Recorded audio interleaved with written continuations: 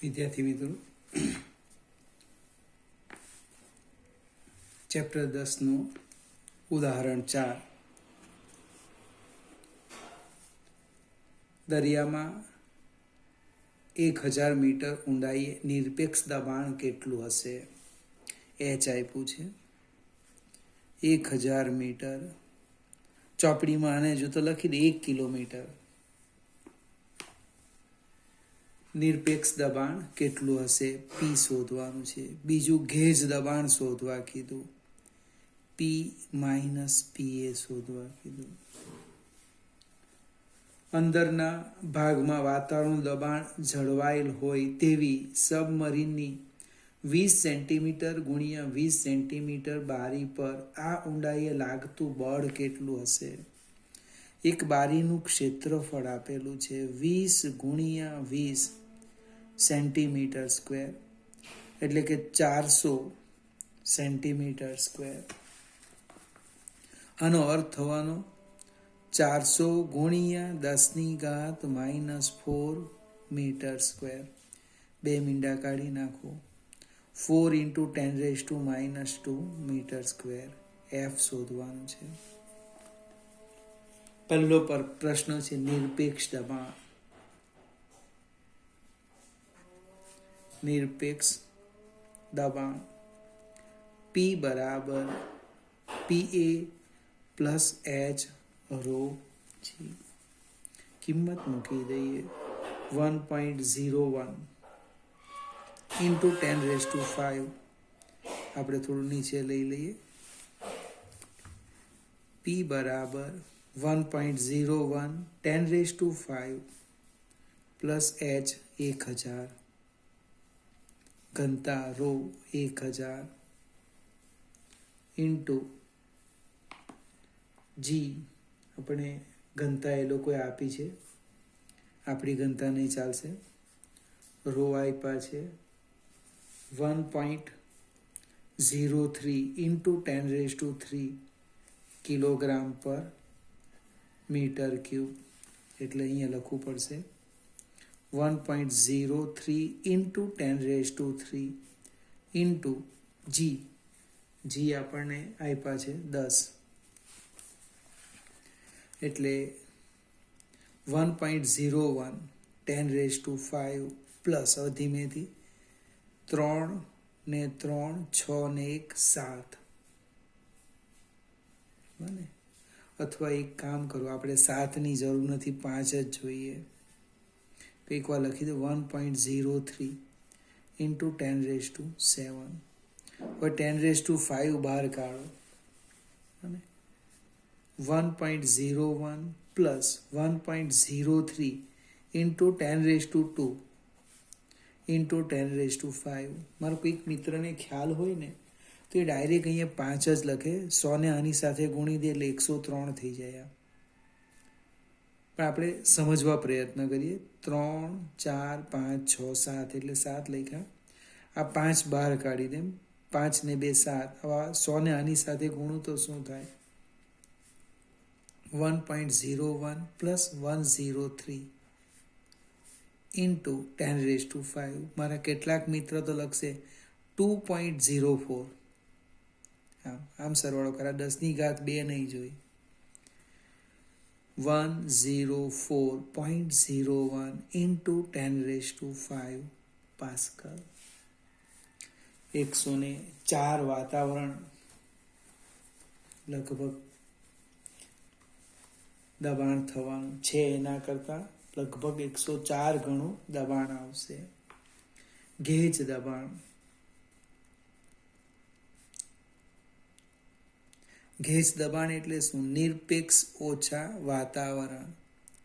H row જી. આપણી પાસે readymade છે, પડેલું છે ગણતરી કરીને. એચ 1000 10⁻3 1.03 10⁵ ઇન્ટુ 10, એટલે 1.03 × 10⁵ પાસ્કલ. ગેજ દબાણ આવી ગયું 1.03 × 10⁵ પાસ્કલ. ગેજનો કોઈક PG પણ લખે, પણ આપણે આ જ લખવાનું. આગળ જઈએ.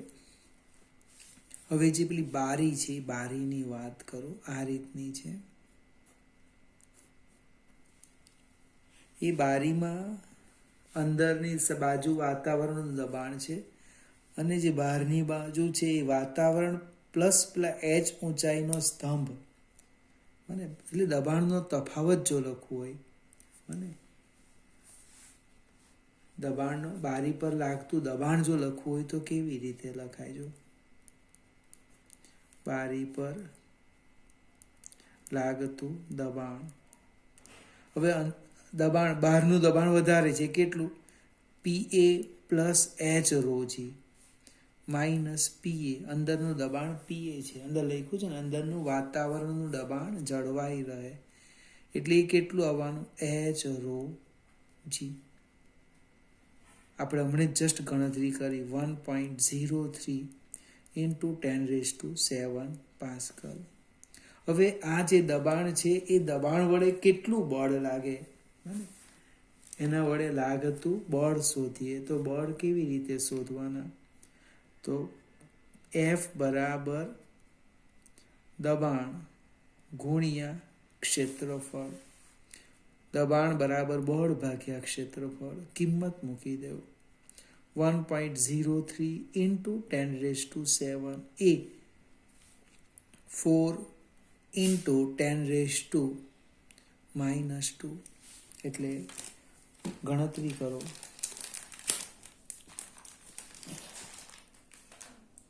1.01 ગુણ્યા કેટલા? 1.03 છે, સોરી, 1.03 ગુણ્યા 4 એટલે 4.12.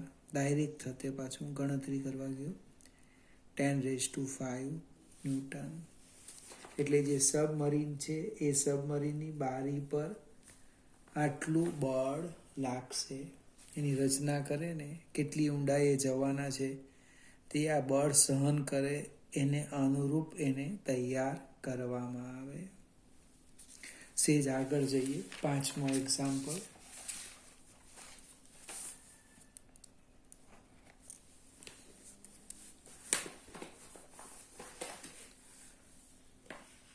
આડછેદના જુદા જુદા ક્ષેત્રફળ ધરાવતી બે સિરીંજ પાણીથી ભરેલી છે, અને પાણી ભરેલી એક રબર ટ્યુબ સાથે ચુસ્તપણે જોડેલી છે. સિરીંજમાંના નાના પિસ્ટન અને મોટા પિસ્ટનનો વ્યાસ આપેલો છે. હવે આકૃતિની વાત કરું. અહીંયા હાઇડ્રોલિક પ્રેશર પર આપણે ચર્ચા, હાઇડ્રોલિક લિફ્ટનો જે સિદ્ધાંત છે ને એના ઉપર આપણે વર્ક કરીએ. આમ આ નળી લઈ લઈએ.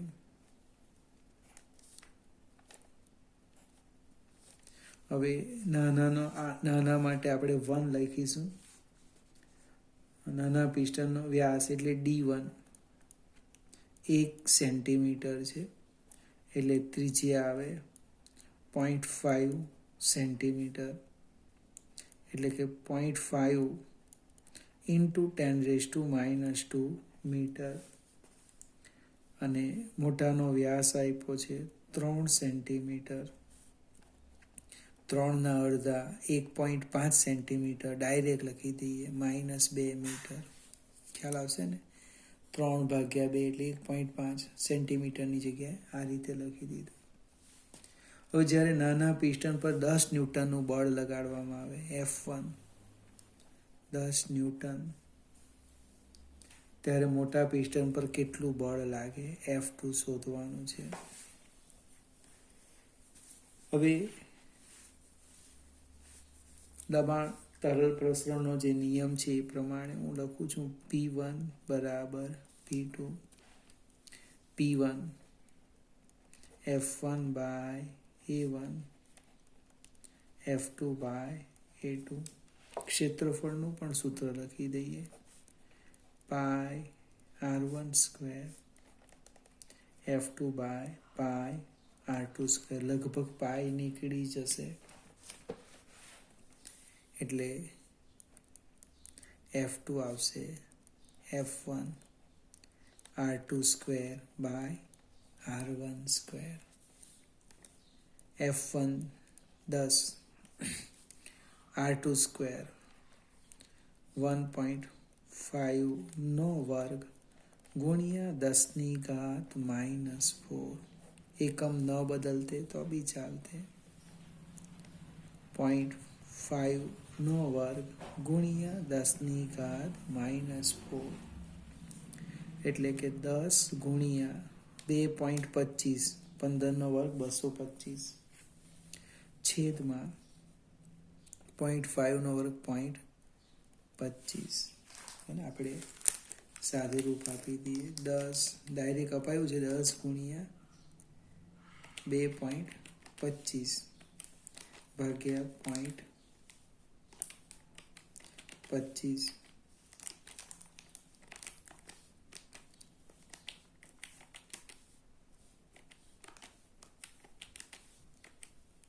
એટલે 90. તમે જો તમે આપ્યું કેટલું 10 ન્યૂટન બળ, તમને કેટલું મળ્યું 90 ન્યૂટન બળ. બીજો એક પ્રશ્ન છે, બી આપેલો છે નાના પિસ્ટન પર 10 ન્યૂટન બળ. આપણે બી જો નાના પિસ્ટનને 6 સેન્ટીમીટર જેટલો અંદર તરફ ધકેલવામાં આવે તો મોટો પિસ્ટન કેટલો બહાર જશે. હવે સ્થાનાંતરની વાત કરી. જો D1 બરાબર 6 સેન્ટીમીટર લે તો D2 બરાબર કેટલા? હવે પિસ્ટનના સ્થાનાંતરથી ખસેડાતું જે કદ છે, પાણીનું કદ એ સરખું જ રહે ભાઈ. અને તમે પિસ્ટનને નીચે લાવવા ઉપર જાય, કદ કેવું રહેવાનું? અચળ રહેવાનું, કદ અચળ. હવે કદ કેવી રીતના લખવાના? તો કે A1 D1 બરાબર A2 D2 મારે શોધવાનું છે. હજુ સાદું રૂપ આપીએ, પાય R1 સ્ક્વેર D1 બરાબર પાય R2 સ્ક્વેર D2. પાય નીકળી જાય. D2 બરાબર D1 R1 square by R2 square. અહીંયા D આપેલા છે 6 સેન્ટીમીટર, 6 × 10⁻². R1 સ્ક્વેર 0.5 નો વર્ગ 0.25. હું ડાયરેક્ટ લખું છું અહીંયા 10⁻⁴. 1.5 નો વર્ગ 2.25 ગુણ્યા 10 ની ઘાત -4. અને આખું ઊંધું થઈ ગયું. શું થવાનું? 6 ગુણ્યા 0.25 એટલે 1.5 ભાગ્યા 2.25 એટલે 0.67. 0.666 એટલે 67 × 10⁻² મીટર અથવા સેન્ટીમીટર રવા દેવું. 0.67 સેન્ટીમીટર. તમે 6 સેન્ટીમીટર ખસેડો, 6 સેન્ટીમીટર અને કેટલો ખસેડો એની સામે 0.67 સેન્ટીમીટર. આગળ જઈએ. છઠ્ઠો એક્ઝામ્પલ છે.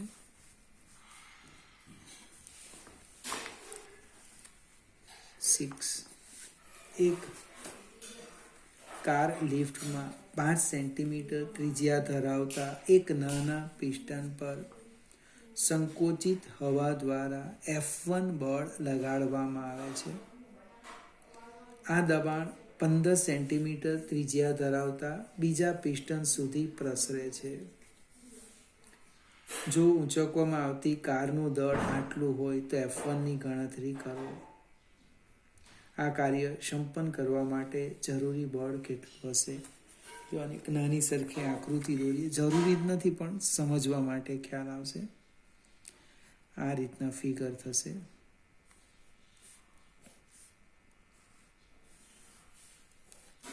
આમ ફિગર થવાની. અહીંયા એક કાર મૂકેલી છે.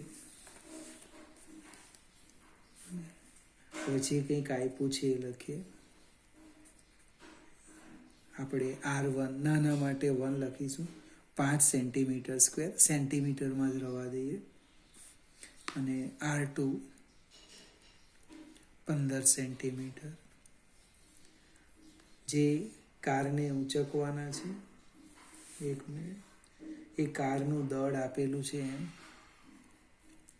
1350 કિલોગ્રામ. અહીંયા F1 શોધવાનું કીધું. F1 કેવી રીતે શોધીએ? આ 1 છે ને 2 છે, તો ફરીથી લખી દે. P1 બરાબર P2.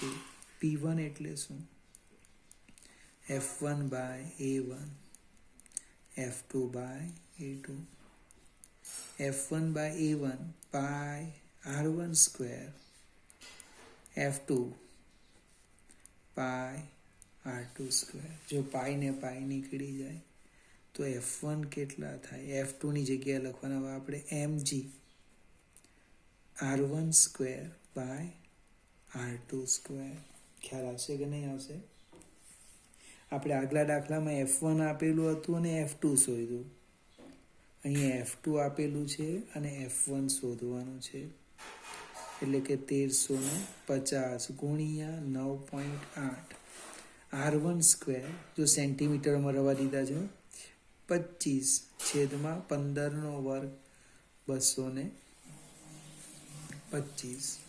એટલે કેટલા થાય જોઈએ આપણે? 1350 ગુણ્યા 9.8 ગુણ્યા 25 ભાગ્યા 225. એટલે જવાબ આવે છે 1470 ન્યૂટન. અને તમે જી વડે ભાગો તો દળ પણ આવશે. દળ કેટલું મૂકવાના? જસ્ટ વધારેનું કામ. ભાગ્યા 9.8 150 કિલોગ્રામ. અને જી વડે ભાગી દો તો 150 કિલોગ્રામ દળ મૂકો તો 150 કિલોગ્રામ દળ કેટલાને ઊંચકે? 1350 કિલોગ્રામને ઊંચકે. દબાણ પણ માગ્યું છે. દબાણ P બરાબર F1 by A1, F1 by pi R1 square. F1 1470/3.14 ગુણ્યા R1 સ્ક્વેર. હવે અહીંયાને સેન્ટીમીટરને મીટરમાં ફેરવવા પડશે મિત્રો, ડાયરેક્ટ નહીં લખાશે. 5 નો વર્ગ 25, 10⁻² એટલે -4. સાદું રૂપ આપો, જે આવે એ આપણો જવાબ. ફરીથી લગભગ સ્ટેટિકના દાખલા અહીંયા પૂરા થાય છે. હવે પછી આપણે ડાયનેમિક્સ અને ગતિ કરતા તરલની વાત કરીશું.